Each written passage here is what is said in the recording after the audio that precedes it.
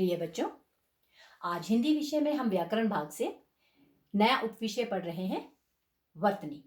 वर्तनी यानी स्पेलिंग या फनेटिज्म। बच्चों, हिंदी भाषा की सबसे बड़ी विशेषता उच्चारण और वर्तनी की एक रूपता है, अर्थात बोलने और लिखने में समानता। हिंदी में जो मुंह से बोला जाता है वही लिखा जाता है और जो लिखा जाता है वही पढ़ा जाता है। हिंदी में वर्तनी अशुद्ध होने पर उच्चारण अशुद्ध हो सकता है। इसी प्रकार उच्चारण अशुद्ध हो तो वर्तनी अशुद्ध हो जाती है। अतः हमें बोलते और लिखते समय सावधान रहना चाहिए और सदैव शुद्ध भाषा का प्रयोग करना चाहिए। बच्चों, वर्तनी की यदि परिभाषा पर ध्यान दें तो उच्चारित शब्द के लेखन में प्रयोग होने वाले लिपि चिन्हों के व्यवस्थित रूप को वर्तनी कहते हैं। अर्थात उच्चारित शब्द बोले गए शब्दों के लिखने में जो लिपि चिन्ह मात्राएं प्रयोग होती हैं उनके सही रूप को वर्तनी कहते हैं। आमतौर पर बच्चों, हिंदी में आप कुछ शब्दों का गलत उच्चारण करते हैं, इसी कारण वो गलत लिखे जाते हैं।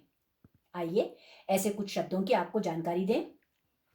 हिंदी वर्णमाला में जब आप ट वर्ग पढ़ते हैं तो ट, ठ, ड, ढ, ण पढ़ते हैं, लेकिन ड और ढ के नीचे जब इस प्रकार बिंदु लगा दिए जाते हैं तो ड को ड़ और ढ को ढ़ पढ़ा जाता है।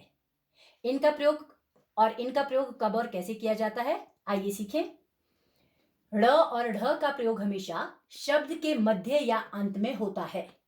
जैसे ड़ का प्रयोग सड़क, बीच में ड़ का प्रयोग हुआ है।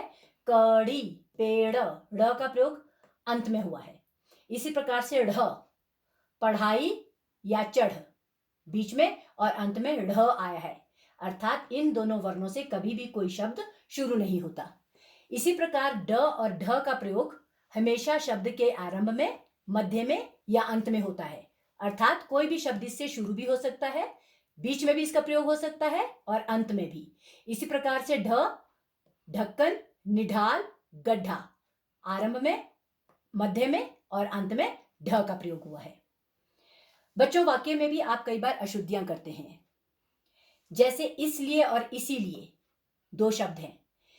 व्याकरण या भाषा की दृष्टि से ये दोनों शब्द सही हैं, किंतु इनका सही प्रयोग कब और कैसे किया जाता है। मैं कल इसलिए स्कूल नहीं गया क्योंकि मैं बीमार था। इस वाक्य में इसलिए शब्द का प्रयोग आरंभ में हुआ है, उसके बाद क्योंकि शब्द आया है और अंत में कारण बताया गया है।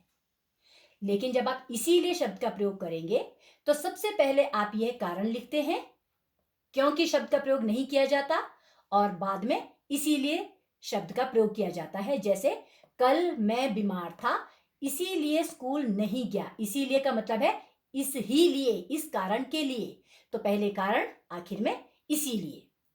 इसी प्रकार की और की शब्द का प्रयोग किया जाता है।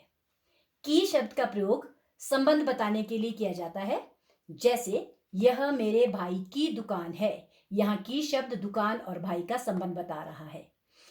जैसी ईश्वर की मर्जी, मर्जी और ईश्वर शब्द को की शब्द आपस में जोड़ रहा है, इनका संबंध बता रहा है।